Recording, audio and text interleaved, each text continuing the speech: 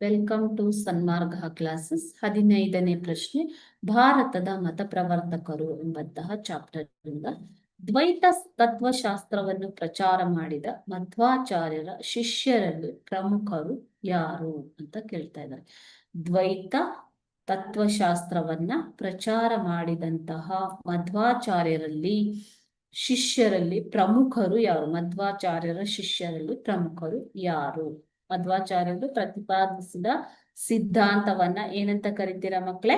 ದ್ವೈತ ಸಿದ್ಧಾಂತ. ದ್ವೈತ ಅಂತಂದ್ರೇನು? ಎರಡು ಅಲ್ವಾ? ಸೊ ದ್ವೈತ ಅಂತಂದ್ರೆ ಜೀವ ಮತ್ತು ಪರಮಾತ್ಮ ಬೇರೆ ಬೇರೆ ಎಂಬುದೇ ದ್ವೈತದ ಅರ್ಥ.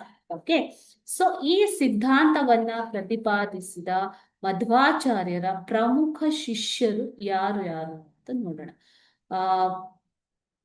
ಪದ್ಮನಾಭ ತೀರ್ಥ, ನರಹರಿ ತೀರ್ಥ, ವಿಜಯೇಂದ್ರ ತೀರ್ಥ ಮತ್ತು ವಾದಿರಾಜ ತೀರ್ಥ ಇವರು ಪ್ರಮುಖರು.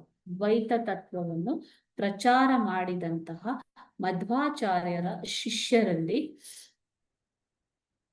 ಪದ್ಮನಾಭ ತೀರ್ಥ, ಹರಿಹರ ತೀರ್ಥ, ವಿಜಯೇಂದ್ರ ತೀರ್ಥ ಮತ್ತು ವಾದಿರಾಜ ತೀರ್ಥರು ಪ್ರಮುಖರು.